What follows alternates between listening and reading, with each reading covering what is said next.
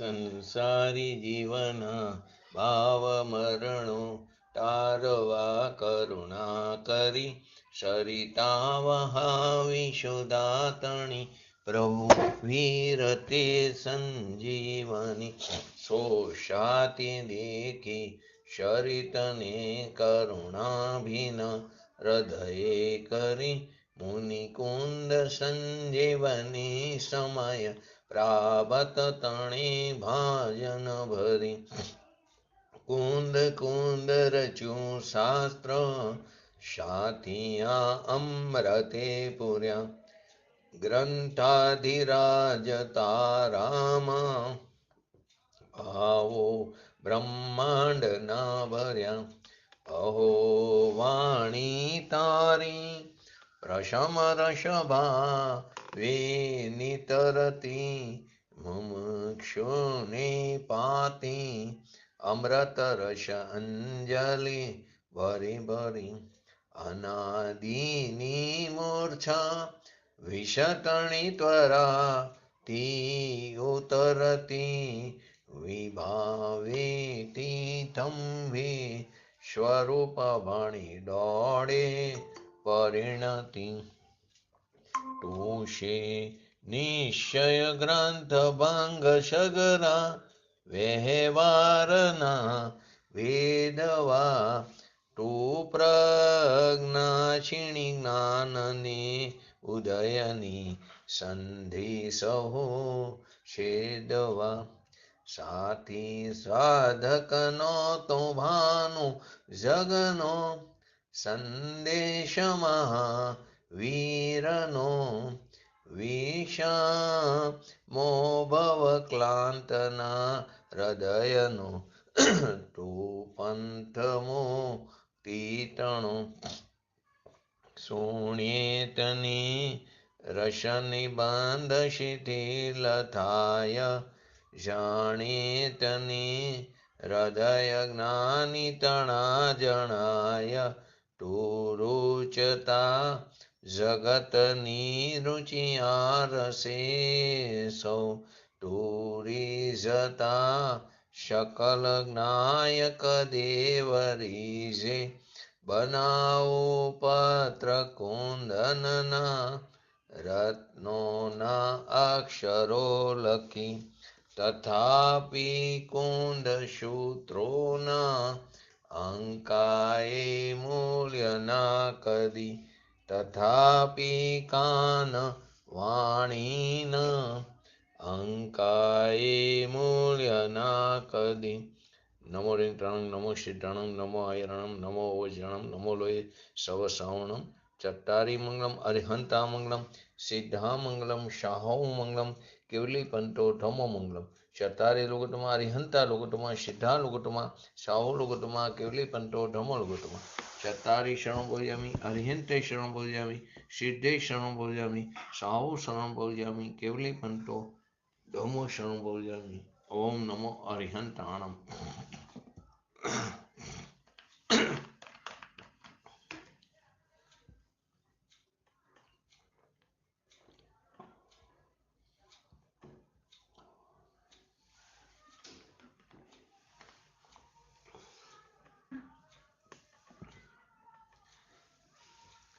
શ્રી સમયસા ગ્રંથાધિરાજ આપણે કાલ થોડું લીધેલું 63 નંબરનો કરશ અને 109 નંબરથી 112 નંબરની ગાથા કરતા કર્મ અધિકાર.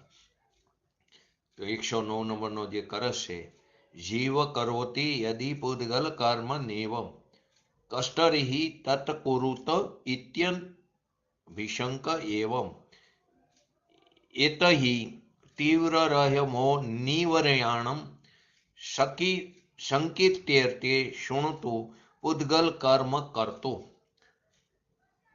એટલે કે કરે ન પૂદગલ કર્મને જો આ ચેતન રાજ કોણ કરે તે શૃણ હવે ભ્રમ નિવારણ કાજ. યદિ પૂદગલ કર્મ જીવ ન કરોતી, શિષ્યનો પ્રશ્ન છે, જે સમજવાનો ઈચ્છુક છે, કામી છે, એથી એને એમ કહે છે કે શુણાત એટલે કે સાંભર એમ કહે છે પૂદગલ કર્મને જીવ કરતો નથી. જો પૂતગલ કર્મને જીવ કરતો નથી તો તેને કોણ કરે છે? ઇતિ અભિશંક્યા એવમ, એટલે કે એવી આશંકા કરી. આશંકા એટલે તમારું કીધેલું મને સમજાતું નથી, એનું નામ આશંકા. ને શંકા એટલે તમારું કહેવું ખોટું, એ શંકા. પણ એ વાત નથી, આશંકા. તમે કીધું એ મને સમજાતું નથી, એવી આશંકા કરીને પછી શું કહે? પૂતગલ તીવ્ર રય મોહ નિવર્યાણમ, તીવ્ર વેગવાળા મોહનો કરતા કર્મપણાના જ્ઞાનનો નાશ કરવા માટે. પછી કે પૂતગલ કર્મ કરતું સક્રિય ટળતે, એટલે કે પૂતગલ કર્મનો કરતા કોણ છે તે અમે તને બતાવીશું. સુણત, સાંભળ, એમ કે છે કે વસ્તુ જે આત્મા જે દ્રવ્ય છે તે કરતા નથી એમ સિદ્ધ કરું છે. દ્રવ્ય તો શુદ્ધ છે, દ્રવ્ય જે છે તે શું છે? શુદ્ધ છે. એ કરતા રાગનો, કર્મનો કે ગુણસ્થાનનો દ્રવ્ય કેવું છે? ત્રિકારી શુદ્ધ છે. એ કરતા રાગનો, કર્મનો કે ગુણસ્થાનનો એ કરતા છે જ નહીં. જેની દ્રષ્ટિમાં મિથ્યાત્વ અગ્યું છે એ તો બરાબર, પણ મિથ્યાત્વ હોય એને પણ એમ કહે કે દ્રવ્ય જે સ્વભાવ છે તે કરતા નથી. મિથ્યાત્વાદી ગુણસ્થાન ભલે કર્મને કરે છે પણ આત્મા નથી કરતો, આત્મા એને કરતો નથી. માટે કે છે હે શુણતા, હે જ્ઞાનના ઈચ્છુક, તમે હવે સાંભળો. એટલે કે જીવ પૂતગલ કર્મને કરતો નથી એવું જે આપે કીધું એ મારી સમજમાં આવતું નથી. તો આખરે આ કર્મોને કોણ કરે છે? એની ક્રિયા શું છે? એની કરણી કેવી છે? આ કર્મો પોતાની મેરાએ સ્વયં જીવ સાથે કેવી રીતે બંધાય છે? કેવી રીતે તે છૂટે છે? આ પ્રકારની આશંકા મારા મનમાં છે. એ શિષ્યની આશંકાનું નિવારણ કરવા માટે આચાર્ય દેવે વસ્તુનું સ્વરૂપ જેવું છે તેવું ભગવાનની દિવ્ય ધ્વનિમાં જે રીતે આવ્યું તેવું જ તેમને નિરૂપણ કર્યું છે. આ કળશમાં જે પ્રશ્ન ઉત્પન્ન થયો તેના ઉત્તર રૂપે 4 ગાથાને ઉદ્ભવ થયો. તો 4 ગાથા પહેલા હરિગીત લઈ લી. 109, 110, 111 અને 112. સામાન્ય પ્રત્યય 4 નિશ્ચય બંધના કરતા કયા, મિથ્યાત્વને અવિરમણ તેમ કસાયો જાણવા, વળી તેમનો પણ વર્ણવ્યો આ ભેદ 13 પ્રકારનો, મિથ્યાત્વ આદિ કરીને ચર્મ ભેદ સંયોગીનો, ઉદકલ કર્મના ઉદયથી ઉત્પન્ન તેથી અજીવ આ, તે જો કરે કર્મો ભલે ભોગતાય તેનો જીવનમ, જેથી કરે ગુણ નામના આ પ્રત્યયો કર્મો કરે, તેથી અકર્તા જીવ છે, ગુણો કરે છે કર્મને. તો આની અંદર પહેલી 109 નંબરની ગાથામાં શું કહે છે? 4 સામાન્ય, 2 પ્રકારના પ્રત્યયો બતાવ્યા, સામાન્ય અને વિશેષ. તો જે 4 સામાન્ય પ્રત્યયો એની અંદર મિથ્યાત્વ, અવિરમણ, કષાય અને યોગ, એ 4 સામાન્ય પ્રત્યયો એટલે કે આશ્રવો એ બંધના કારણ એટલે કે બંધના કરતા કહેવાના. ક્યાં ક્યાં? તો કે મિથ્યાત્વ, અવિરતિ, કષાય અને યોગ. હવે બીજી ગાથામાં કીધું 110માં તો કે એના વિશેષ ભેદ, તો કે મિથ્યાત્વ ગુણસ્થાનથી લઈને સંયોગી કેવરી એટલે કે 13મા ગુણસ્થાન સુધી એ 4 પ્રત્યયોના 13 ભેદ કહેવામાં આવ્યા. હવે એ બધા કેવા છે? કે એ બધા અચેતન છે. એટલે કે 111માં કારણ કે પૂતગલ કર્મના ઉદયથી ઉત્પન્ન થાય છે. જો આ 4 પ્રત્યયો અથવા તો 13 ગુણસ્થાન રૂપ પ્રત્યયો કર્મોને કરે છે તો ભલે કરે, આત્મા એ કર્મનો ભોગતા પણ નથી, કેમ કે ભાવ્ય ભાવક ભાવનો અભાવ છે.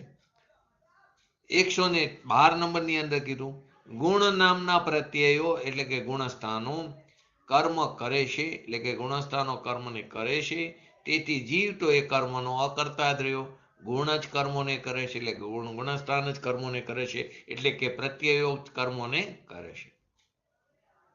અહીં પ્રત્યયો એટલે કે આશ્રવને બંધના કરતા કહેવાના. કારણ કે બંધનો કરતા સ્પષ્ટ કરીને બતાવ્યું, બંધનો કરતા ભગવાન આત્મા નથી. તો પ્રશ્ન ઉત્પન્ન થવો સ્વાભાવિક છે કે જ્યારે આત્મા બંધનો કરતા નથી તો પછી બંધનો કરતા કોણ છે? કારણ બંધ તો થાય છે, બંધ થાય તો છે જ. જ્યારે બંધ થાય છે તો એનું કરવાવાળું પણ કોઈ ને કોઈ તો હોવું જ જોઈએ, કેમ કે કરતા વિના કાર્યનો સંભવ નથી. કરતા વિના કાર્ય થવું સંભવ નથી. માટે એ પ્રશ્નના ઉત્તર રૂપે બતાવવામાં આવ્યું કે બંધના કારણ કોણ છે? આશ્રવ, પ્રત્યય છે. એ પ્રત્યય સામાન્ય રીતે 4 ભાગમાં વિભાજિત કરવામાં આવ્યા. ક્યાં ક્યાં? તો કે મિથ્યાત્વ, અવિરતિ, કષાય અને યોગ. એમાં આપણે ગઈકાલે છેલ્લે લીધું મોક્ષશાસ્ત્રમાં તત્વસૂત્રની અંદર બંધના કારણોના રૂપ પણ એમને જ ગણાવ્યા છે, પણ ત્યાં ફરક શું છે કે 5 બતાવ્યા. ભાવ બંધના 5 કારણ બતાવ્યા. તો 4 તો આ છે જ. 5મો પ્રમાદ લીધો, તો જેને 4 કારણની વચ્ચે રાખવામાં આવ્યો કે મિથ્યાત્વ, અવિરતિ, પ્રમાદ, કષાય અને યોગ. આ 5 પ્રત્યય બંધના કારણ છે. અહીં પ્રમાદને શું કરવામાં આવ્યું? ગૌણ કરવામાં આવ્યું. પ્રમાદ એટલે શું? પ્રમાદ એટલે શું? ગઈકાલે આપણે થોડું લીધું હતું, આજે પ્રમાદનું પણ થોડું લઈ લઈએ. પ્રમાદ એટલે શું? તો પ્રમાદ એટલે સ્વરૂપની અસાવધાની. સ્વરૂપની અસાવધાની એવા પ્રમાદના મુખ્યત્વે 2 ભેદ છે, રાગ અને દ્વેષ. તેના 4 ભેદ: ક્રોધ, માન, માયા અને લોભ. પછી એના 16 ભેદ, 4 ચોકડી લો: અનંતાબંધી, અપ્રત્યાખ્યાન, પ્રત્યાખ્યાન અને સ્વંજલન. તો આવા 16 કસાયના ઉદયમાં જોડાવાથી ભૂમિકા જે પ્રકારની હોય તે અનુસાર સ્વરૂપમાં અસાવધાની થાય છે. એને શું કહેવામાં આવ્યું? એને પ્રમાદ કહેવામાં આવ્યું. તો કે જે મુનિરાજ છે એના 6થા ગુણસ્થાન વખતે, 7માની વાત નથી, 6થા ગુણસ્થાન વખતે નિરતિચાર, ચારિત્ર પારવામાં કંઈક અનુત્સાહ ઉત્પન્ન થાય. કંઈક અનુત્સાહ થાય એને નિરતિચાર, ચારિત્ર પારવામાં, સકલ ચારિત્ર પારવામાં કંઈક અનુત્સાહ થાય, એટલે કે એવી સ્વરૂપની અસાવધાનીને પ્રમાદ કહેવામાં આવ્યું. 6થા ગુણસ્થાનમાં ભાવલિંગી મુનિરાજની વાત છે. તો આમાં પ્રમાદ અને કસાયમાં ફરક શું છે? તો પ્રમાદ જે છે તે 6થા ગુણસ્થાન સુધી હોય છે. કસાય જે છે તે 7મા, 8મા અને 9મા, 7, 8, 9 અને 10માના ગુણસ્થાનના અંતે જાય છે. પ્રમાદ જે છે તે 7મે ટકતો નથી, એ પ્રમાદ છે. કષાયમાં 7મે ક્રોધ જાય, આહાર નથી ત્યાં. પ્રમાદમાં આહારનો જે વિકલ્પ છે તેને પ્રમાદ કહેવામાં આવ્યું. કષાયમાં 8મે માન જાય, 9મામાં માયા જાય, 10મા ગુણસ્થાનના અંતે લોભ જાય છે. આવા પ્રમાદના કેટલા ભેદ કીધા? તો કે મુખ્યત્વે 15 ભેદ કીધા. 16 ભેદ પછી લઈએ. મુખ્યત્વે કેવા કીધા? 15 ભેદ કીધા. પછી એનાથી વિશેષ એમાં 25 ભેદ કીધા. એ પછી 37,500 ભેદ કીધા. અને પછી એક લોક પ્રમાણ અસંખ્યાત ભેદ બતાવવામાં આવ્યા. મુનિરાજની વાત છે, ભાવલિંગી મુનિરાજને પ્રમાદ છે. આપણે તો છે જ પ્રમાદ, પણ ભાવલિંગી મુનિરાજ સ્વરૂપમાં અસાવધાની, શાસ્ત્રોની રચના લખીને એ સ્વરૂપમાં અસાવધાની, પરિણીતિ નાયક તરફ ટકેલી છે, આહાર લેવા જાય છે એ સ્વરૂપની અસાવધાની. તો કે એવા પ્રમાદના મુખ્યપણે 15 ભેદ છે. પછી 25 ભેદ છે, પછી 37,500 ભેદ, અને પછી એક લોક પ્રમાણ અસંખ્યાત ભેદ. તો જે 15 ભેદ છે એની અંદર 4 વિકથા આવે: સ્ત્રી કથા, રાજકથા, ભોજન કથા, દેશ કથા. આ 4 વિકથા મુનિરાજને પણ હોય. સ્ત્રી કથા કેવી રીતે? તો કે એ શાસ્ત્રોમાં ક્યાંય સ્ત્રીના પાત્રનું વર્ણન આવે પ્રથમા યુગમાં, એ સ્ત્રી કથા થઈ. જ્યાં રાજનું વર્ણન આવે, રાજ્યનું, એ રાજકથા થઈ. એવી રીતે ભોજન કથા, એવી રીતે દેશ કથા. 4 કસાય: ક્રોધ, માન, માયા, લોભ. 8 5 ઇન્દ્રિયોનું 5 વિષય સ્પર્શ રસ ગંધ અને વર્ણ ને શબ્દ, 1 નિંદ્રા, 1 સ્નેહ એટલે કે પ્રણય, એટલે કે ટોટલ 15. હવે એવા એની અંદર જે 4 વિકથા છે ને એ વિકથાના પણ 25 ભેદ બતાવ્યા છે. વિકથા 25, તો એની અંદર સ્ત્રી કથા, રાજકથા, ચોર કથા, ભોજન કથા, ધન કથા, વેર કથા, પર પાખંડ કથા, દેશ કથા, ભાષા કથા, ગુણબંધ કથા, દેવી કથા, નિષ્ઠુર કથા, પરપેશ્યુન કથા એટલે કે નિંદા કથા, કંદર્પ કથા એટલે કે કામ કથા, દેશકાલ કથા, ભાંડ કથા એટલે કે નાટક, મંદરી, સિનેમા, ટીવી, હવે તો ટીવી પણ આવી ગયો, 17મું મૂર્ખ કથા, 18મું આત્મ પ્રશંસા કથા, 19મું પર પરિવાદ કથા, 20મું પર પીડા કથા, 21મું કલહ કથા, 22મું એક મિનિટ એમનો મ્યુટ નથી, 22મું પરિગ્રહ કથા, 23મું કૃષ્ણ કૃષ્યાદિ કથા, 24મું કૃષ્યાદિ એટલે આરંભ કરવો ખેતી આદિનું, 24મું સંગીત ચારે વાજિંત્ર આદિ કથા અને 25મું પર જુગુપ્સા કથા. તો આ પ્રકારના વિકથાના પાછા 25 ભેદ બતાવ્યા. તો પ્રમાદના જે 37,500 જે ભેદ છે એમાં 25 વિકથા, 25 કસાય કીધા, એમાં 16 આવડી ચોકડી વાળા, 9 નો કસાય, હાસ્ય, રતિ, અરતિ, જુગુપ્સા, ભય, 3 પ્રકારના વેદ આદિ, 6 ઇન્દ્રિય લીધી મન સહિત, મન, સ્પર્શ, રસ, ગંધ, વર્ણ અને શબ્દ આદિ, 5 નિંદ્રા લીધી, નિંદ્રા પ્રતલા, નિંદ્રા પ્રતલા પ્રતલા, શ્યાનગૃતિ, 2 પ્રણય લીધા, સ્નેહ અને પ્રણય એટલે કે 2 લીધા, ટોટલ એવા 37,500 ભેદ. આને શું કીધું? મુનિરાજને પણ આ 37,500 ભેદ, આને પ્રમાદ કહેવામાં આવ્યું કે જે પ્રત્યય કીધું, પરંતુ આ એને ગૌણ કર્યું છે, આ એને ગૌણ કર્યું છે. તો આ બધા જે પ્રત્યયો છે મુખ્યત્વે 4 લીધા, મિથ્યાત્વ, અવિરતિ, કષાય અને યોગ. તાત્પર્ય એટલે કે બંધના મૂળ કારણ કોણ છે? તો કે પ્રત્યયો છે. પ્રત્યયો કેવા છે? કારણ છે. આશ્રવ કારણ છે અને બંધ શું છે? કાર્ય છે. એટલે એમ કહી શકાય કે પ્રત્યયો કર્તા છે અને બંધ જે છે તે કર્મ એટલે કે કાર્ય છે. પ્રત્યય અને બંધમાં કારણ કાર્યનો સંબંધ અથવા તો કર્તા કર્મનો સંબંધ છે. અહીં કર્તા કર્મ અધિકાર છે માટે તેને આગળ પ્રસ્તુત કર્યો. એટલે કે પ્રત્યયો જ બંધના કરતા છે ભગવાન આત્માની. તાત્પર્ય તો એ બતાવું છે. પ્રત્યયો એટલે કે આશ્રવો જ બંધના કરતા છે ભગવાન આત્માની. હવે આ જે 4 પ્રત્યયો છે મિથ્યાત્વ, અવિરતિ, કષાય અને યોગ, એને 13 ગુણસ્થાનના રૂપમાં જ વિભાજિત કરી શકાય છે. એટલે એમ કહેવાનું કે મિથ્યાત્વથી લઈને સંયોગ કેવરી પર્યંત જે 13 ગુણસ્થાન છે એ પણ આ 4 પ્રત્યયોના કારણ બને છે. મિથ્યાત્વથી લઈને 13 ગુણો, 13મું ગુણસ્થાન સંયોગ કેવરી, જે 13 ગુણસ્થાન છે એ પણ આ 4 પ્રત્યયોના મિથ્યાત્વ, અવિરતિ, કષાય અને યોગ એના કારણ બને છે. એથી એ 13 ગુણસ્થાનોને પણ બંધના કરતા કહી શકાય છે. કહી શકાય છે નહીં, કહેવામાં આવ્યું છે ગાથામાં. એનું સંક્ષેપમાં નામ શું રાખ્યું? ગુણ રાખ્યું. 113 નંબરની જે ગાથા છે 112 નંબરની શું આવ્યું?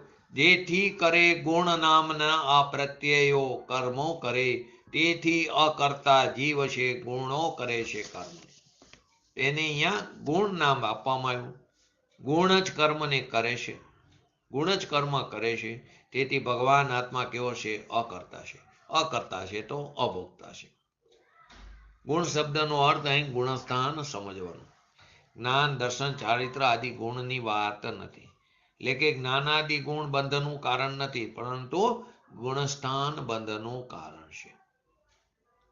ગુણસ્થાન શું છે?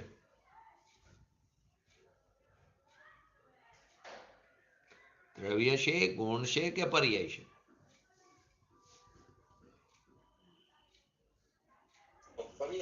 પર્યાય છે. બરાબર, સરસ. એ દ્રવ્ય પણ નથી, એ ગુણ પણ નથી. દ્રવ્ય કેમ નથી? કે 6 દ્રવ્ય છે: જીવ, પૂતગલ, ધર્મ, અધર્મ, આકાશકાર.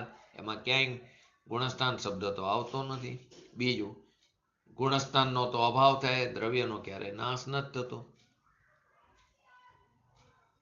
માટે તે દ્રવ્ય પણ નથી.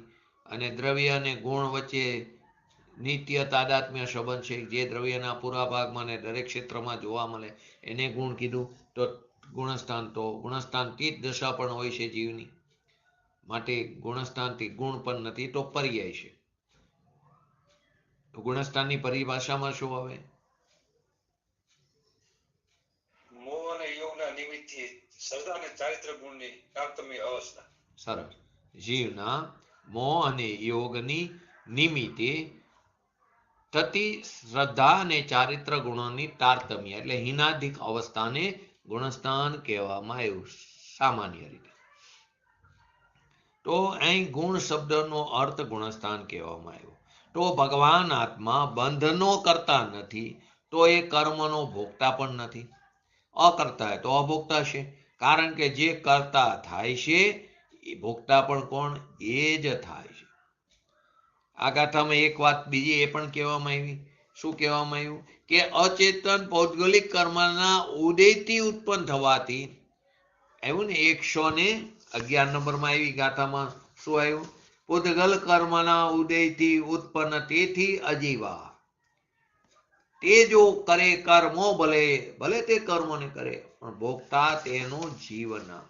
તો ગાથામાં શું કહેવામાં આવ્યું? અચેતન પૌદ્ગલિક કર્મના ઉદયથી ઉત્પન્ન થવાથી ગુણસ્થાન પણ કહેવાય અચેતન છે, પૂતગલ છે, અને તેઓ જ બંધના કરતા છે અને તેઓ જ બંધના ભોગતા છે. આચાર્ય અમરચંદ્ર દેવજીએ આ ગાથાનો ભાવ આત્મખ્યાતિમાં એ રીતે સ્પષ્ટ કર્યો કે પૂતગલ કર્મનો કરતા વાસ્તવમાં તો એક પૂતગલ દ્રવ્ય જ છે. પૂતગલ કર્મનો કરતા વાસ્તવમાં તો એક પૂતગલ દ્રવ્ય જ છે. એ પૂતગલ દ્રવ્યના મિથ્યાત્વ, અવિરતિ, કષાય અને યોગ એ 4 પ્રકાર છે. એ ચારેય પ્રકાર બંધના સામાન્ય હેતુ હોવાથી એને બંધના કરતા કહેવામાં આવ્યું. હવે એના ભેદ કરવાથી, એ 4ના જ ભેદ કરવાથી મિથ્યાત્વથી લઈને અસહયોગ કેવરી સુધીના 13 પ્રકારના ભેદ થાય છે. એટલે કે 13 ગુણસ્થાન કહેવામાં આવ્યા. એટલે કે વિશેષ ભેદનો વિચાર કરતા એ 13 જે છે તે બંધનો કરતા છે. આચાર્ય દેવ કહે છે પૂતગલ કર્મના વિપાકના પ્રકાર હોવાથી અત્યંત અચેતન એ 13 ગુણસ્થાન એ જ કરતા થઈને વ્યાપક ભાવથી પૂતગલ કર્મને કરે તો ભલે કરે. એમાં આત્માનું શું આવ્યું? શું કહે છે? પૂતગલ કર્મના વિપાકના પ્રકાર હોવાથી, ભેદ હોવાથી, એ અચેતન છે ને, પૂતગલ કર્મના ઉદયથી ઉત્પન્ન થયા છે. તો એ અત્યંત અચેતન એ 13 ગુણસ્થાન જ કરતા થઈને વ્યાપક ભાવથી પૂતગલ કર્મને કરે તો ભલે કરે. એમાં આત્માનું શું આવ્યું? આગળ એમ કે છે પૂતગલ જ પૂતગલ કર્મનો કરતા છે, ગુણસ્થાન પણ નહીં. એ અલગ વસ્તુ છે. કેમ કે કર્તા અને કર્મ એક જ જગ્યાએ હોય, કારણ અને કાર્ય એક જગ્યાએ હોય, ભિન્ન ભિન્ન જગ્યાએ ન હોય. પરંતુ અહીંયા ભગવાન આત્મા એનો કરતા નથી, એ સિદ્ધ કરવાનું છે. તો કે વ્યાપક ભાવથી પૂતગલ કર્મને કરે તો ભલે કરે. એમાં આત્માનું શું આવ્યું? અહીંયા કોઈ એવો તર્ક કરે કે પૂતગલમય મિથ્યાત્વ આદિને ભોગવતો થકો જીવ, કોઈ તર્ક એવો પણ કરે પૂતગલમય મિથ્યાત્વ આદિ જે છે, આ બધા મિથ્યાત્વ, અવિરતિ, પ્રમાદ, કષાય આદિ, યોગ આદિ, અહીં મુખ્યત્વે 4 લીધા એટલે પ્રમાદને નથી લીધો. તો મિથ્યાત્વ, અવિરતિ, કષાય, યોગ એને ભોગવતો થકો જીવ સ્વયં જ મિથ્યા દ્રષ્ટિ થઈને પૂતગલ કર્મને કરે, કોઈ એવો તર્ક પણ કરે તો એમને કહેશે આચાર્ય દેવ કે તમારો આ પ્રકારનો જે તર્ક છે એ ખરેખર અવિવેકી છે, અવિવેકની નિશાની છે. કેમ કે ભાવ્ય ભાવક ભાવનો શું છે? ભાવ્ય ભાવક ભાવનો અભાવ હોવાથી નિશ્ચયથી પૂતગલ દ્રવ્યમય મિથ્યાત્વાદીનો ભોગતા પણ આત્મા નથી. આત્મા અને પૂતગલ દ્રવ્ય વચ્ચે ભાવ્ય ભાવક ભાવનો અભાવ છે. હવે અભાવ હોવાથી નિશ્ચયથી પૂતગલ દ્રવ્યમય મિથ્યાત્વાદીનો, મિથ્યાત્વાદી એટલે એની અંદર ચારે લઈ લીધા પ્રત્યયો, તો એ ચારેયનો ભોગતા પણ આત્મા નથી. તો પછી તે પૂતગલ કર્મનો ભોગતા નથી તો એનો કર્તા કેવી રીતે થઈ શકે? ક્યારેય ન થઈ શકે. માટે એનો કોઈનો તર્ક હોય એ અવિવેકી જ છે. આનાથી શું સિદ્ધ થયું કે ગુણ શબ્દથી કહેવાતા, એટલે કે ગુણસ્થાન, અહીં ગુણ એટલે ગુણસ્થાન, તે એ શબ્દથી કહેવાતા પૂતગલ દ્રવ્યમય ચાર સામાન્ય પ્રત્યયો, તો ક્યાં મિથ્યાત્વ, અવિરતિ, કષાય અને યોગ, તો એ ભેદરૂપ 13 વિશેષ પ્રત્યયો, એટલે કે મિથ્યાત્વથી લઈને સંયોગ કેવરી, તો એ 13 વિશેષ પ્રત્યયો જ કર્મોને કરે છે. પ્રત્યયો એટલે આશ્રવ, એ જ બંધનનું કારણ છે, એ જ કર્મોને કરે છે. એથી જીવ પૂતગલ કર્મનો અકર્તા છે. એ જ કર્મને કરે તો પૂતગલ કર્મનો જીવ અકર્તા ઠેરો, પરંતુ ગુણસ્થાન જ એનો કર્તા છે. અને ગુણ એટલે કે ગુણસ્થાન તો પૂતગલ દ્રવ્ય જ છે. ગુણસ્થાન જ એનો કર્તા છે પૂતગલ કર્મનો, અને ગુણસ્થાન તો પૂતગલ દ્રવ્ય જ છે, એટલે કે ગુણ તો પૂતગલ દ્રવ્ય જ છે. આથી શું સિદ્ધ થયું? પૌદ્ગલિક કર્મનો કર્તા એક પૂતગલ જ છે. આપણે ખબર છે નાના હતા ત્યારે સ્કૂલમાં A+B = C, B+C = A, તો A = C. આ એના જેવી વાત સિદ્ધ કરી. કેવી રીતે સિદ્ધ કર્યું? કે જીવ પૂતગલ કર્મનો અકર્તા છે. કેમ કે પૂતગલ કર્મના ઉદયથી ઉત્પન્ન થવા વાળા ગુણસ્થાન પણ અચેતન જ છે. બંધના કારણ તો 4 કીધા મુખ્યત્વે, આમ 5 છે, પરંતુ પ્રમાદ અને ગૌણ કર્યું. પ્રમાદનો પણ આપણે આખો અર્થ સમજ્યા. તો એ પૂતગલ દ્રવ્યમય 4 સામાન્ય પ્રત્યયોના ભેદ કર્યા 13 વિશેષ પ્રત્યયો ગુણસ્થાન, મિથ્યાત્વથી લઈને 13મું ગુણસ્થાન સંયોગ કેવરી. એથી જીવ પૂતગલ કર્મનો અકર્તા છે. કેમ કે આ બધા તો અચેતન છે. ભાવ્ય ભાવક ભાવનો અભાવ છે, તો એ અભાવ હોવાથી તેનો ભોગતા કેવી રીતે થાય? ભોગતા નથી તો કર્તા કેવી રીતે થાય? તો જીવ પૂતગલ કર્મનો અકર્તા છે, પરંતુ ગુણસ્થાન જ એનો કર્તા છે. અને ગુણસ્થાન તો પાછું પૂતગલ દ્રવ્ય જ છે. ગુણસ્થાન જ કર્મનો કર્તા છે, અને એ ગુણસ્થાન પોતે પણ કેવું પૂતગલ દ્રવ્ય છે, કેમ કે અચેતન છે, કેમ કે કર્મના ઉદયથી ઉત્પન્ન થયું છે, પૌદ્ગલિક કર્મના. તેથી શું નક્કી થયું? પૌદ્ગલિક કર્મનો કર્તા એક પૂતગલ જ છે. ટીકાનો ભાવમાં પંડિત જયચંદજી છાબડાએ શું જણાવ્યું? ભાવાર્થમાં શાસ્ત્રોમાં પ્રત્યયોને બંધના કરતા કહેવામાં આવ્યા. શાસ્ત્રોમાં આશ્રવોને પ્રત્યયો એટલે કે આશ્રવોને બંધના કરતા કીધા. ગુણસ્થાન પણ કેવા છે? વિશેષ પ્રત્યયો એટલે વિશેષ આશ્રવ છે, એટલે ગુણસ્થાન પણ કેવા? બંધના કરતા. પ્રત્યયને બંધના કરતા કીધા, ગુણસ્થાન પણ પ્રત્યય છે વિશેષ, માટે ગુણસ્થાન પણ બંધનું કરતા થયું. અર્થાત શું થયું? પૂતગલ કર્મનો કરતા છે, પૂતગલ કર્મના કરતા છે, અને મિથ્યાત્વ આદિ સામાન્ય પ્રત્યયો અને ગુણસ્થાન આદિ વિશેષ પ્રત્યયો એ અચેતન પૂતગલ દ્રવ્યમય જ છે. શાસ્ત્રમાં પ્રત્યયોને બંધના કરતા કહેવામાં આવ્યા. એની અંદર સામાન્ય પ્રત્યય પણ આવી ગયું, વિશેષ પ્રત્યય પણ આવી ગયું. સામાન્ય પ્રત્યયમાં મુખ્યત્વે 4 ભેદ લીધા, અને એના ભેદ પાડીને 13 ભેદ લીધા, એને વિશેષ માન્યા. તો કે ગુણસ્થાન આદિ એ બંધના કરતા છે, સામાન્ય પ્રત્યય પણ બંધના કરતા છે, એટલે કે પૂતગલ કર્મના કરતા છે. બંધના કરતા એટલે કે પૂતગલ કર્મના કરતા છે. એટલે મિથ્યાત્વાદી સામાન્ય પ્રત્યય અને ગુણસ્થાન રૂપ વિશેષ પ્રત્યય એ અચેતન પૂતગલ દ્રવ્યમય છે. કેમ કે એ પૌદ્ગલિક કર્મના ઉદયથી ઉત્પન્ન થાય એટલે ગુણસ્થાન પણ અચેતન છે. એનાથી શું સિદ્ધ થયું?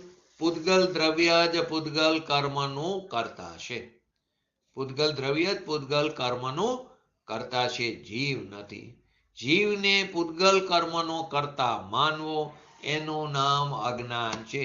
જીવને પૂતગલ કર્મનો મેં કર્મ બાંધ્યા તો કે જીવને પૂતગલ કર્મનો કરતા માનવો તે અજ્ઞાન છે. અહીં એક બીજી વસ્તુ પણ ધ્યાન દેવા જેવી છે કે ગુણસ્થાન આદિની વાત લીધી ને તો ગુણસ્થાન કરતા થઈને વ્યાપ્ય વ્યાપક ભાવથી પૂતગલ કર્મને કરે તો ભલે કરે. ગુણસ્થાન કરતા થઈને, કેમ કે એ પણ પૂતગલ દ્રવ્ય છે ને, તો એ કરતા થઈને વ્યાપ્ય વ્યાપક ભાવથી પૂતગલ કર્મને કરે તો ભલે કરે. પરંતુ આત્મા તો કર્મનો કરતા છે જ નહીં. 112 માં આવ્યું ને, છેલ્લે આવ્યું ને, શું આવ્યું 112 નંબરને હરિગીતમાં? કે જેથી કરે ગુણ નામના પ્રત્યયો કર્મો કરે તેથી અકર્તા જીવ છે, ગુણો કરે છે કર્મને. ભલે કરે તો, પણ એમાં આત્માને શું? આત્મા તો કર્મનો કરતા છે જ નહીં. આત્મખ્યાતિની એમાં પણ આ વાત ઉપર જોર આપ્યું. આત્મા કરતા નથી એ વાત ઉપર વિશેષ વજન આપ્યું છે. ગુણસ્થાન કરતા છે કે નહીં એ વાત ઉપર વજન નથી આપ્યું, પણ આત્મા અકર્તા છે, આત્મા અભોગતા છે. બીજી વસ્તુ એ પણ ધ્યાન દેવા જેવી કે ગુણસ્થાન અને કર્મ બંધનમાં અહીંયા આ ગાથામાં અહીંયા આ અપેક્ષાએ ગુણસ્થાન અને કર્મ બંધન, ગુણસ્થાન અને કર્મ બંધન એમાં વ્યાપી વ્યાપક ભાવ બતાવ્યો. ગુણસ્થાન ક્યાં થાય છે? ગુણસ્થાન ક્યાં છે? મારી પોતાની પર્યાય છે. ક્યાં થાય છે? મારી પર્યાયમાં ગુણસ્થાનના ભેદ છે. મિથ્યાત્વ ક્યાં છે? વિતરાગતા ક્યાં છે? મારી પર્યાય છે. અને કર્મ બંધન તો પરદ્રવ્ય છે. પરંતુ અહીં ગુણસ્થાનો અને કર્મ બંધનમાં વ્યાપ્ય વ્યાપક ભાવ બતાવ્યો છે. જ્યારે વ્યાપ્ય વ્યાપક ભાવ એક જ વસ્તુમાં લાગુ પડે. આગળ આવી ગયો. ચેતન હોય તો ચેતનમાં લાગે, અચેતન હોય તો અચેતનમાં લાગે.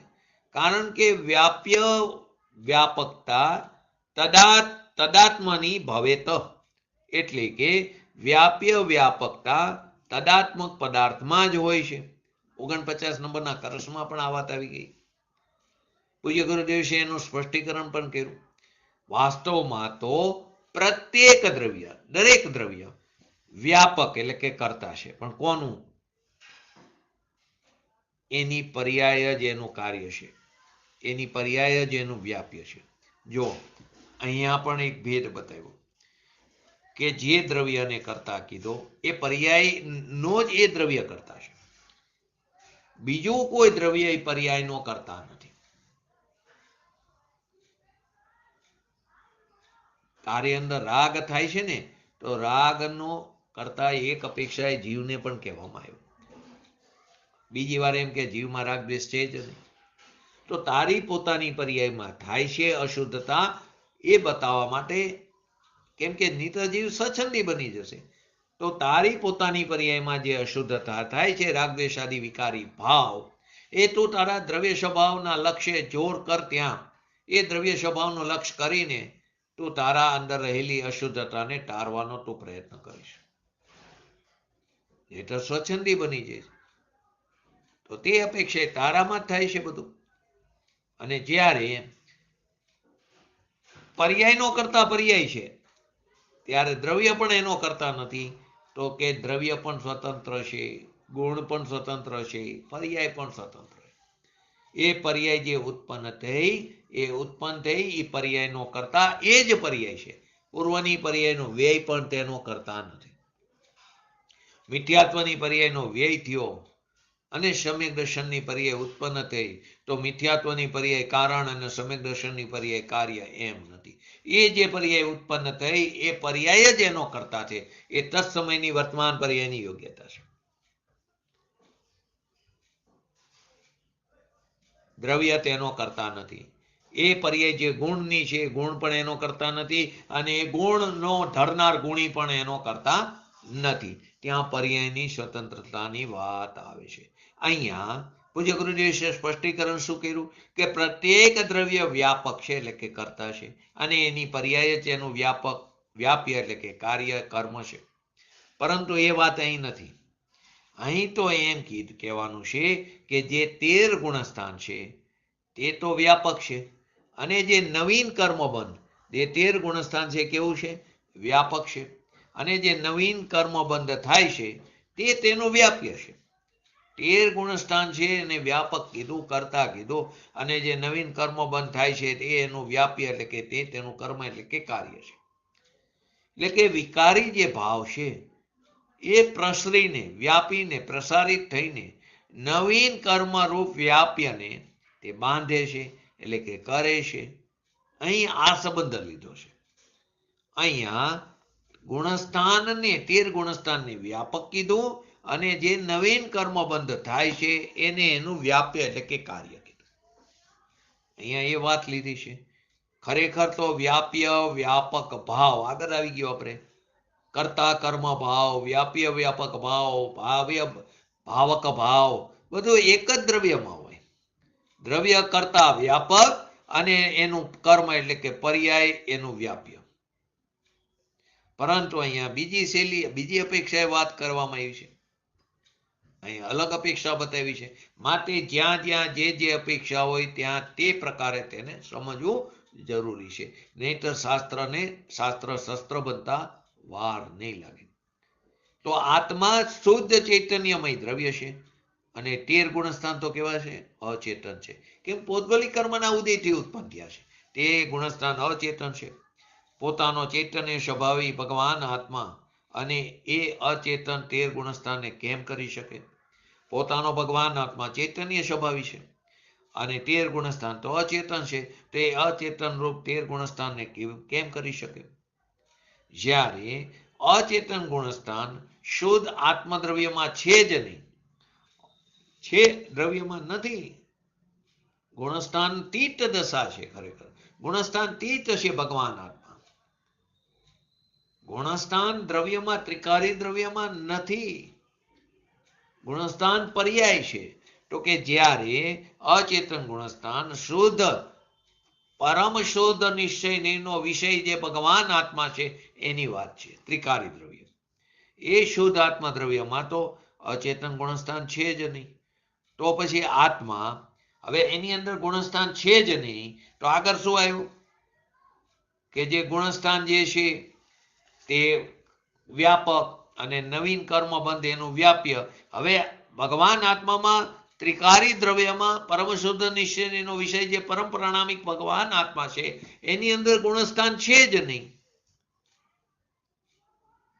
તો પછી એ આત્મા નવીન કર્મ બાંધે કેવી રીતે? એ વાત જ ક્યાં રહી? આવું ભેદ જ્ઞાન માટે આની ભેદ જ્ઞાનની વાત જ અલૌકિક બતાવવામાં આવી છે. ખ્યાલ આવ્યો? જયંતિભાઈ, રીતેશભાઈ, અમિતાબેન, રસીલાબેન બરાબર સમજ? ખ્યાલ આવ્યો કે ન આવ્યો? એમને આગળ ન જતા. શુદ્ધ ચૈતન્ય ભગવાન આત્મા શુદ્ધ ચૈતન્ય દ્રવ્ય છે અને 13 ગુણસ્થાન તો અચેતન. કેમ કે પૌદ્ગલિક કર્મના ઉદયથી ઉત્પન્ન થયા. પૌદ્ગલિક કર્મ અચેતન છે તો ગુણસ્થાન પણ અચેતન છે. તો ચૈતન્ય સ્વભાવી ભગવાન આત્મા એ અચેતન રૂપ 13 ગુણસ્થાનને કેવી રીતે કરી શકે? જ્યારે અચેતન ગુણસ્થાન શુદ્ધ આત્મદ્રવ્યની અંદર છે જ નહીં તો આગળ તો ગુણસ્થાનને વ્યાપક એટલે કે કરતા કીધો અને નવીન કર્મ બંધ જે થાય છે એને એનું વ્યાપ્ય એટલે કે કાર્ય એટલે કે કર્મ કીધું. હવે 13 ગુણસ્થાન અંદર છે જ નહીં તો પછી આત્મા નવીન કર્મને બાંધે કેવી રીતે? આ રીતે સિદ્ધ કર્યું. આચાર્ય જયસેનજીએ તાત્પર્ય વૃત્તિની ટીકામાં નઈ વિભાગથી વિસ્તાર, નઈ વિભાગથી આખા વિસ્તારથી એને સ્પષ્ટ કર્યો આખા વિભાગને. શું કીધું? નિશ્ચય નહીંથી અભેદ વિવિક્ષામાં બંધનો કરતા એક પૂતગલ જ છે. નિશ્ચય નહીંથી અભેદ વિવિક્ષામાં બંધનો કરતા કોણ છે? એક પૂતગલ જ છે. ભેદ વિવિક્ષા, હવે ભેદ કર્યો અભેદમાંથી, તો ભેદ વિવિક્ષામાં 4 પ્રત્યયો લીધા. મૂળ એ 4 પ્રત્યયોને બંધના કરતા કહેવામાં આવ્યા, અને ઉત્તર પ્રત્યયમાં 13 ગુણસ્થાન લીધા. બાકી તો ઘણા હોય છે, એવું સર્વજ્ઞ ભગવાને બતાવ્યું. સામાન્યનો અર્થ શું કીધું? અહીંયા વિવિક્ષાનો અભાવ હોવો એ જ સામાન્ય શબ્દનો અર્થ છે. તો કે 4 પ્રત્યયો, મિથ્યાત્વ, અવિરત, કષાય અને યોગ. તો કે એ પ્રત્યયોના ગુણસ્થાન ભેદથી, મિથ્યાત્વ ગુણસ્થાનથી લઈને સંયોગ કેવરી સુધી, એટલે કે ચરમ શરીરી સુધી એવા 13 ભેદ છે. એ મિથ્યાત્વાદી ભાવ પ્રત્યય શુદ્ધ નિશ્ચયનીતિ કેવો છે? મિથ્યાત્વ એટલે મિથ્યાત્વાદી એટલે મિથ્યાત્વ, અવિરતિ, કષાય અને યોગ.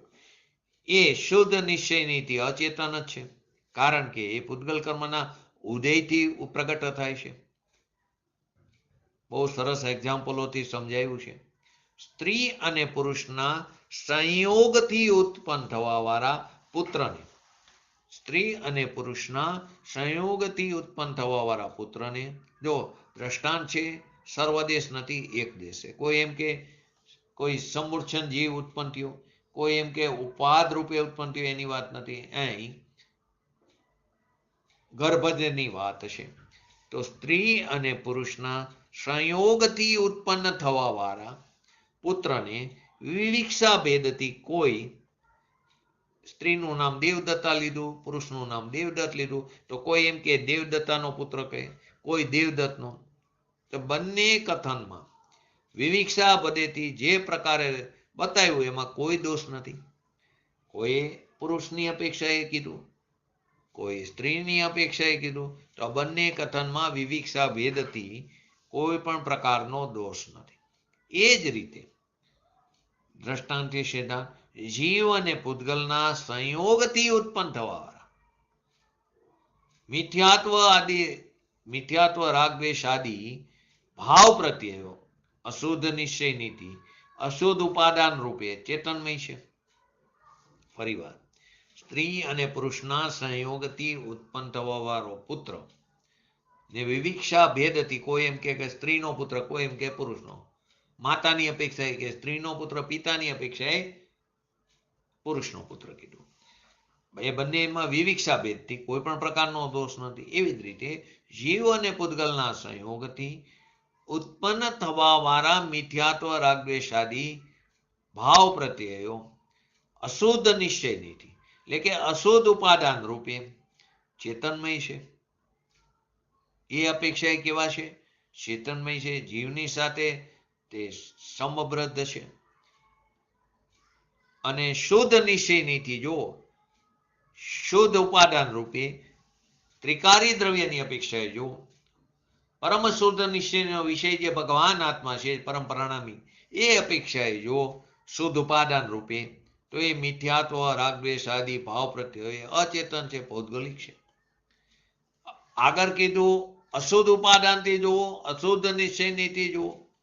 આપણે નઈની ભાષામાં સમજાતા નિશ્ચયના મુખ્યત્વે 2 ભેદ, અશુદ્ધ નિશ્ચયની, શુદ્ધ નિશ્ચયની. એમાં એક એક્ઝામ્પલ પણ લીધું હતું.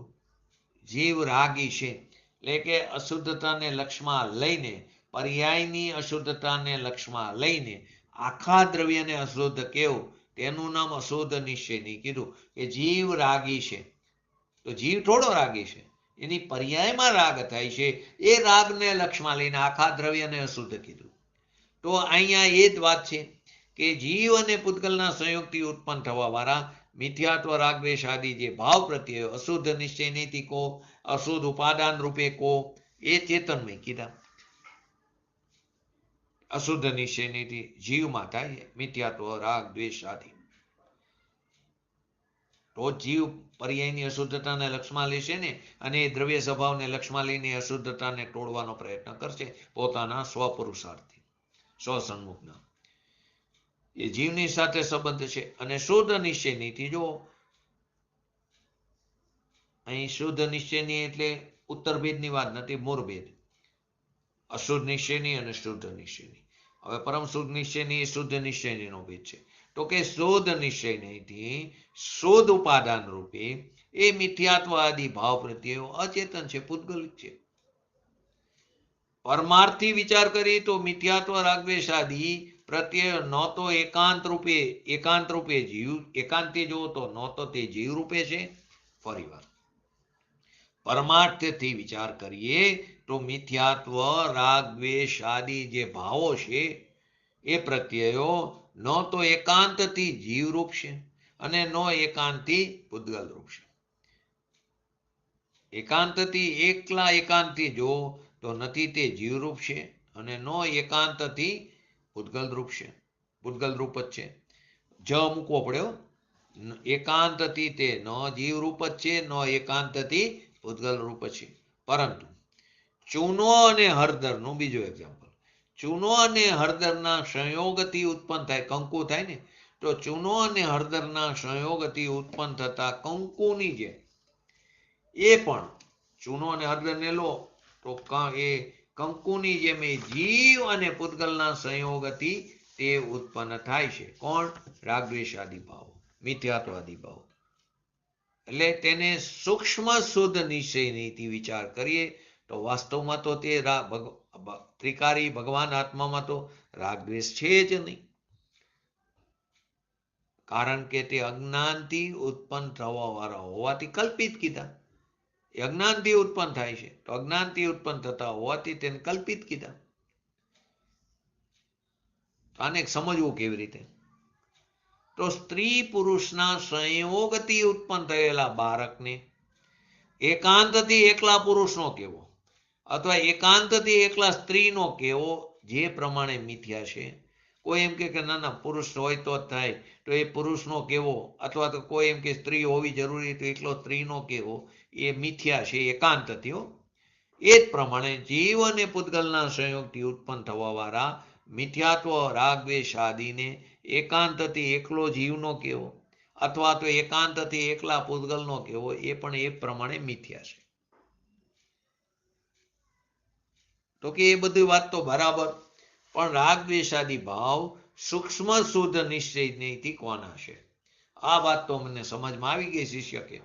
પરંતુ હવે અમને કહો, રાગદ્વેષાદિ જે ભાવ છે, વિકારી ભાવ છે, એ સૂક્ષ્મ શુદ્ધ નિશ્ચય નહીંથી કોના છે? જીવના છે કે પૂતગલના છે? તો કે તું હજી નહીં ભાષા સમજી શકતો નથી. અત્યારે જ કહી દીધું આચાર્ય ભગવાન કહે છે કે સૂક્ષ્મ શુદ્ધ નિશ્ચય નીતિ એમનું અસ્તિત્વ જ નથી. પરમ શુદ્ધ નિશ્ચય નીતિ જો તો જીવમાં રાગદ્વેષ છે જ નહીં. સાક્ષાત શુદ્ધ નિશ્ચય નીતિ કો ઉત્પન્ન જ થતા, અને પરમ શુદ્ધ નિશ્ચય નીતિ કહી દીધું છે જ નહીં. જા ત્રિકારી દ્રવ્યમાં તો કે છે જ નહીં, એનું અસ્તિત્વ જ નથી. એનાથી વિશેષ શું કહીએ અમે તને? એનું અસ્તિત્વ જ નથી. એ જો મિથ્યાત્વાદી પ્રત્યયો જ કર્મો કરે છે તો ભલે કરતા રહે. મિથ્યાત્વાદી આશ્રવ જ કર્મને કરે છે તો ભલે કરતા રહે. એમાં જીવને શું વાંધો છે? એના જીવને શું લેવા દેવા? કેમ કે શુદ્ધ નિશ્ચય નીતિ તો એ જીવના નથી. એ વાતને સૌએ શુદ્ધ, હું શુદ્ધ અણયા, એટલે કે શુદ્ધ નીતિ બધા જીવ શુદ્ધ છે. મમ સ્વરૂપ હે સિદ્ધ સમાન. શુદ્ધ નીતિ બધા જીવ કેવાય? શુદ્ધ છે. શુદ્ધ નિશ્ચય નીતિ નિગોદ્યો જીવ, જે લબ્ધિ અપર્યાપ્ત સૂક્ષ્મ નિગોદ્યો જીવ કે જે શ્વાસોશ્વાસમાં 18 વખત જન્મ મરણ કરે છે, એ સૂક્ષ્મ નિગોદ્યો જીવ પણ કેવો છે? શુદ્ધ જ છે. એ પણ એનું સ્વરૂપ પણ સિદ્ધ સમાન જ છે. આગમ વચનથી એ સંમત છે, બરાબર છે. આગમમાં એ જ પ્રમાણે બતાવ્યું છે. પરંતુ બંનેની પર્યાયમાં ફરક છે. સિદ્ધની અને એની એ અલગ વસ્તુ છે. અહીં તો શુદ્ધ નિશ્ચય એની અપેક્ષાએ એ પણ કેવો છે? જીવ શુદ્ધ છે. જો કોઈ કે મિથ્યાત્વના ઉદયમાં મિથ્યાત્વી થઈને મિથ્યાત્વનો ઉદય થયો તો જીવ મિથ્યાત્વી થઈને મિથ્યાત્વ આદિ રાગદ્વેષ આદિ કર્મોને ભોગવે છે, તેથી તે કરતા પણ થાય. કોઈ એવો પ્રશ્ન કરે? મિથ્યાત્વનો ઉદય આવ્યો તો જીવ મિથ્યાત્વી બની જાય છે, વિપરીત માન્યતાવાળો.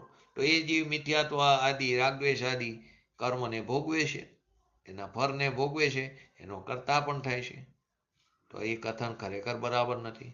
કેમ કે શુદ્ધ નિશ્ચયથી આત્મા કર્મનો ભોગતા પણ નથી. હું કર્મને કેવી રીતે ભોગવી શકું? એ તો અચેતન છે. આગળ આવી ગયું પ્રાપ્ય વિકારી નિવર્ત્ય. તો આત્મા કર્મનો ભોગતા પણ નથી. જો એ ભોગતા જ નથી તો એ કરતા કેવી રીતે થાય? આ પ્રકારે શાસ્ત્ર સંમત એ છે કે આત્મા શુદ્ધ નિશ્ચય નથી. અપેક્ષા સમજવી પડશે. આત્મા શુદ્ધ નિશ્ચય નથી, કર્મનો કરતા પણ નથી, ભોગતા પણ નથી. આપણે જ્યારે નૈની ભાષા સમજ્યા ને ત્યારે આ વાત એવી હતી કે તે શુદ્ધ નિશ્ચય નથી. જો પરમ શુદ્ધ નિશ્ચય નથી, આત્મા અકર્તા છે, આત્મા અભોગતા છે. તેથી હવે જે એકાંતથી જીવને કર્મનો અકર્તા માને છે એના મતમાં શું દોષ છે એ પણ બતાવે. જો કોઈ એકાંતી જીવને કર્મનો અકર્તા માને તો એના મતમાં શું દોષ છે એ પણ જો સમજવું જરૂરી છે. જો એકાંતથી અકર્તા કહેવામાં આવે તો જે પ્રકારે શુદ્ધ નિશ્ચય નીતિ અકર્તા છે એ જ રીતે વ્યવહાર નીતિ પણ અકર્તા પણ આને પ્રાપ્ત થશે. જો એકાંતથી સમજે તો સર્વથા અકર્તા માનવાથી સંસારનો અભાવનો પ્રસંગ ઉપસ્થિત થશે. કેમ કે પર્યાયમાં અશુદ્ધ દશા પણ છે ને, એનું નામ તો સંસાર છે. તો એ વ્યવહારથી પણ અકર્તા હોય તો સંસારનો અભાવ થશે. સંસારનો અભાવ થશે તો મુક્ત દશાનો પણ અભાવ થશે. બીજું એ આવશે એના મતમાં આત્મા કોઈ પણ અપેક્ષાએ કર્મોનો વેદક પણ નહીં રહે. માટે કીધું ગુણસ્થાન સંજ્ઞા વાળા પ્રત્યયો શું સિદ્ધ થયું? ગુણસ્થાન સંજ્ઞા વાળા પ્રત્યયો જ કર્મ કરે છે. એટલે કે જીવ શુદ્ધ નિશ્ચય નીતિ કર્મનો કરતા નથી. ગુણસ્થાન સંજ્ઞા વાળા આશ્રવો જ કર્મનો કરતા છે. આ શાસ્ત્ર સંમત છે. હવે આમાં પ્રશ્નો થાય. ગુણસ્થાન તો કેવા છે? 14 હોય છે. પણ અહીં તો વારંવાર 13 ગુણસ્થાન જ કહેવામાં આવ્યા. એનું શું કારણ? તો અહીંયા ખરેખર ચર્ચા છે એની છે બંધના કારણની. બંધના કારણરૂપ પ્રત્યયોની ચર્ચા છે. જે 4 પ્રકારના બતાવ્યા: મિથ્યાત્વ, અવિરતિ, કષાય અને યોગ. આ 4 સામાન્ય પ્રત્યયોના વિશેષ પ્રત્યયોના રૂપમાં જ ગુણસ્થાનની ચર્ચા છે. તો હવે 14 ગુણસ્થાનમાં આ 4 પ્રત્યયોમાંથી મિથ્યાત્વ પણ નથી, અવિરતિ પણ નથી, કષાય પણ નથી અને યોગ પણ નથી. તો 4 પ્રત્યયોમાંથી કોઈ પણ પ્રત્યય નથી. તેથી અહીંયા 14 ગુણસ્થાનને લીધું નથી. 14મા ગુણસ્થાન. અહીંયા ગુણસ્થાનોની ચર્ચા બંધના પ્રત્યયોના રૂપમાં છે. જ્યારે 14મા ગુણસ્થાનમાં બંધ જ હોતો નથી. 14મા ગુણસ્થાનમાં બંધ નથી હોતો. અહીંયા તો સત્તામાં પડેલી 85 કર્મની પ્રકૃતિ એ ખરે છે. અઘાતી કર્મની 85 પ્રકૃતિનો ત્યાં ખરવાનું થાય છે. બંધ નથી થતો, ખરે છે. તો એ ગુણસ્થાનમાં બંધ જ હોતો નથી. તો પછી એ બંધના કારણરૂપ પ્રત્યયોને કેવી રીતે ગણી શકાય? હવે અહીંયા બંધ જ નથી તો બંધના કારણરૂપ પ્રત્યયોમાં એ કેવી રીતે ગણી શકાય? તેથી એ ઉચિત છે કે જ્યારે બંધનું કારણ અથવા બંધના કર્તાના રૂપમાં બંધનું કારણ અથવા તો બંધના કર્તાના રૂપમાં ગુણસ્થાનની જ્યાં જ્યાં ચર્ચા હોય ત્યારે 13 ગુણસ્થાનની વાત લેવી જોઈએ. જ્યારે બંધનું કારણ લો અથવા તો બંધના કર્તાના રૂપમાં ગુણસ્થાનની વાત આવે ત્યારે 13 ગુણસ્થાનની વાત લેવાની આવે છે. આથી શું સિદ્ધ થયું? 13 ગુણસ્થાન અથવા મિથ્યાત્વાદી છે 4 સામાન્ય પ્રત્યયો એ જ કર્મોનો કર્તા છે અને કર્મબંધનું કારણ છે. ભગવાન આત્મા તેનો કર્તા પણ નથી, તેનો ભોગતા પણ નથી. આ ગાથામાં આપણે સંક્ષિપ્તમાં 109 થી 112 નંબરની ગાથા લીધી, જેની વિશેષ ચર્ચા આવતીકાલથી પૂજ્ય ગુરુદેવશ્રીના પ્રવચનના આધારે આપણે સમજશું. આપણે પણ આપણા ભગવાન આત્માના આશ્રય શીઘ્ર ને શીઘ્ર વિતરાગતા પ્રાપ્ત કરી અને ગુણસ્થાન તીર્થ દશા ભોગ કરીને પ્રાપ્ત કરીને સાદી અનંતકાળ સુધી અવ્યાબાદ સુખનો ભોગવટો કરી એવી પરમ વિરલ ભાવના સાથે આજનું વ્યક્તિત્વ પૂરું કરું. જય જિનેન્દ્ર. એનું વાણી સ્તુતિ.